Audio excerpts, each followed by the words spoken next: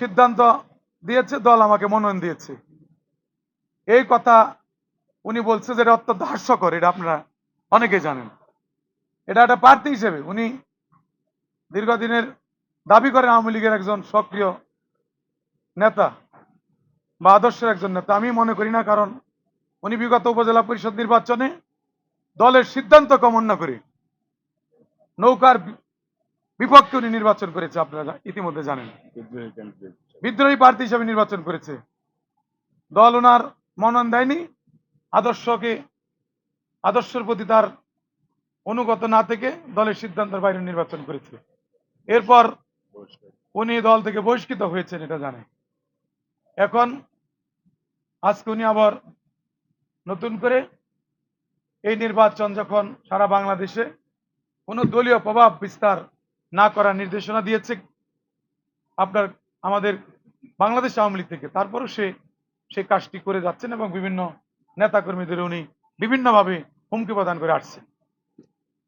তো আর এর মধ্যে আপনারা জানেন, গতকালকে আজকে মূলত আমার যে বিষয়টা নিয়ে সংবাদ সম্মেলন আপনাদের সম্মুখে হাজির হয়েছে। গতকাল 15 মে রোজ বুধবার আনুমানিক সন্ধ্যা 6 ঘটিকায় চাপার ইউনিয়ন 3 নং ওয়ার্ডের আমার নির্বাচন পরিচালনা কমিটির আহ্বায়ক এবং বঙ্গবন্ধু সুযোগ্য কন্যা জননেত্রী শেখ হাসিনার একজন সক্রিয় কর্মী, ওয়ার্ড আওয়ামী লীগের সভাপতি, দীর্ঘদিন ধরে উনি অত্যন্ত ন্যায় নিষ্ঠার সাথে দায়িত্ব পালন করছেন। সেই আমাদের দলের একজন, বঙ্গবন্ধুর একজন আদর্শের কর্মীর গায়ে গতকালকে ওই ইউনিয়ন পরিষদের চেয়ারম্যান, যিনি বারবার নৌকার বিপক্ষে নির্বাচন করে ওখানে দলীয় নেতাকর্মীদের ওখানে উনি উপেক্ষা করে বারবার দলের সিদ্ধান্ত অমান্য করে, যিনি এই ইউনিয়ন পরিষদগুলো প্রত্যেকবারই অংশগ্রহণ করেন এবং সেখানে নির্বাচন করেন, সেখানে সেই বঙ্গবন্ধুর আদর্শের একজন কর্মীর গায়ে হাত উঠিয়েছে। উনি নিজে ওনাকে প্রহার করেছেন, লাঞ্ছিত করেছেন, ওনাকে মেরে তার জামা কাপড় ছিঁড়ে এবং তাকে বিভিন্ন জায়গায় হাত এবং তাকে ভেঙে এবং তাকে আজকে হসপিটালে মৃত্যুর সাথে পাঞ্জা লড়ছে।